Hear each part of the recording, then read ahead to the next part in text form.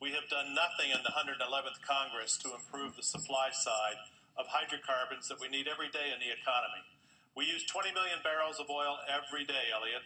That's 10,000 gallons a second. In 2008, when we had the last oil price spike, $147 for crude, we had all this drill baby drill rhetoric going around the country. We did nothing.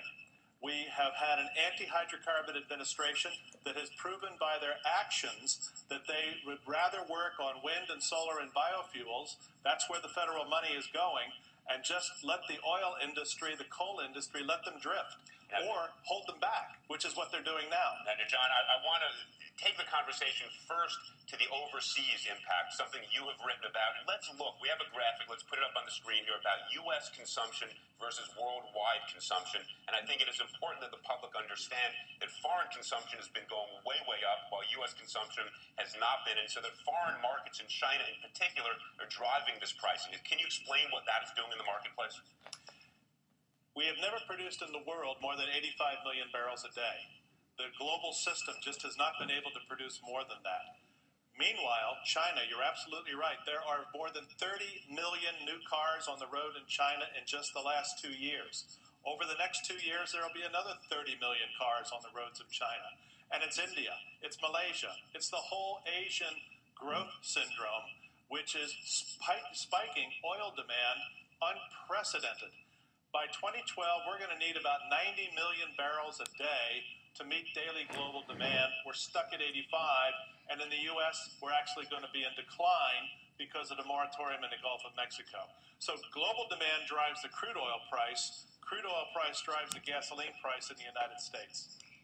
John, you're recommending that we go back to 1970 levels of producing 10 million gallons a day or a year? 10 million barrels a day. Excuse me, a day, exactly. And that's right. So why, if we were doing that in 1970, and given that the consumption is up and all this other competition, why aren't we doing that now? We have grown to detest drilling in this country. When we were doing 10 million barrels a day, we were drilling off the coast of California. Since the Santa Barbara spill in 1969, we've stopped new drilling off California. We can't drill in the eastern Gulf of Mexico.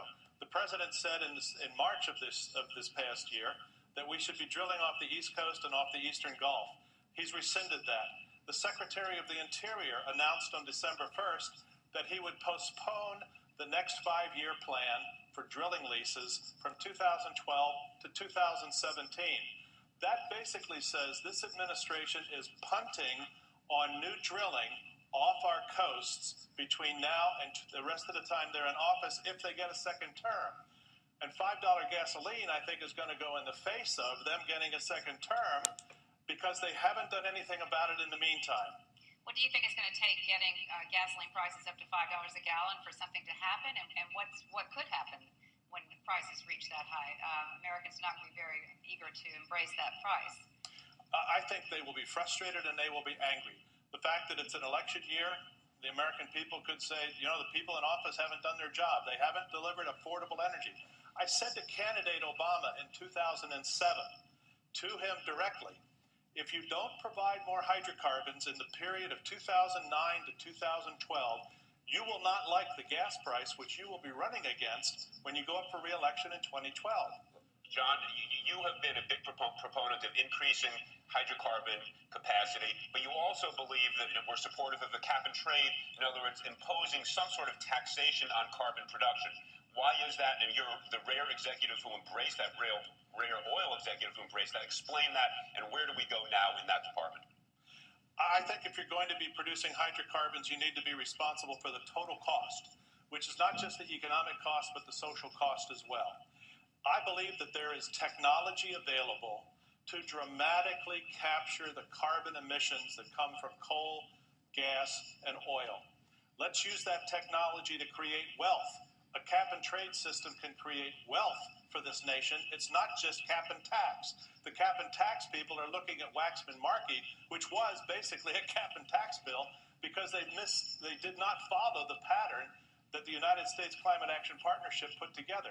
They've now ruined the reputation of cap and trade. John, I want to interrupt you because I agree with you on a sort of a subtle point that people have got to understand. You said something hugely important.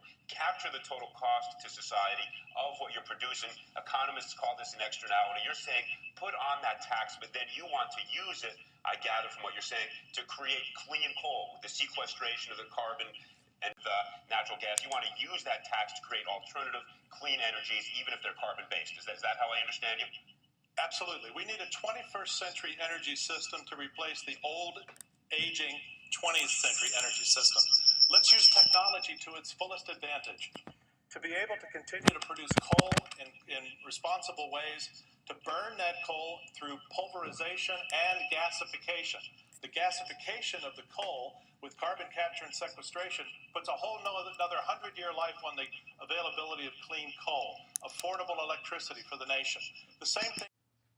Rising gas prices is obviously a problem, and not only is it a problem, but it's a concern of many Americans wondering where it's going to go from here. And I have my Uncle Ben here. We're going to talk a little bit about how it affects everything, how it'll affect us even here at home, and a little bit of that. So, yeah, Tanner, it is a concern and it is a problem. It's hard for a lot of people to put gas in their cars every day to go buy groceries or to do their everyday errands. But part of the real issue is it's it's something that we've grown dependent upon, and we rely on gas every day. We rely on our vehicles every day, and for means of transportation. Me specifically, in my business, I put a lot of miles on every day, but my job isn't something that I could do effectively without traveling and putting miles on the car. So from my standpoint, even with higher gas prices, and I think a lot of American business people, we're just stuck paying the price, and have to figure out a way to formulate that into our equation and cost of doing business. yeah, one thing I was looking at is they were talking, they're blaming some of this on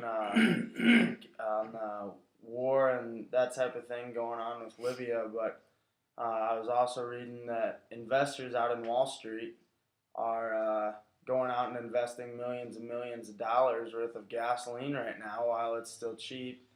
And then, when it goes up again, they're going to sell it and they're just going to make money off of it. And so they're taking all this and it's even making more of a scare. So some of the investors right now are getting blamed by the government for rising gas prices. We only take in about 3% of any fuel from Libya, so they aren't really the problem here. I think it's headed more towards that direction. So You bring a good concern. I can appreciate and understand your position on the investors, but bottom line, investors make the world go round, and irregardless of their profits and profitability, I think that that's really a small, minuscule point in the rising price of gas. What I do think, Tanner, is that your generation needs to learn a very valuable lesson. And right now, there's about 3.1 million graduating seniors in the United States, and that includes you, my friend. And I've done a little math, and of that, I think there's about 40% that are flat hat, bill wearing punks like yourself that drive around aimlessly in their SUVs and four-stroke motorcycles and big wake boats and etc. That's about 1.2 million punks running around every day, burning up 15 gallons of fuel, my friend, per punk. That's about 18 million gallons of fuel a day. So if you think about it, that's 10% of the fuel consumption in the U.S. going down the drain for meaningless and frivolous activities by high school seniors like yourself. I want to know, do you have an answer for that problem? Sure don't have I don't have an answer, but I guarantee that if we see gas hit around $5 this summer, there'll be a lot more aimlessly punk driving going on around the state and around the world. Be a good place to start. Thanks, Tanner. Thanks.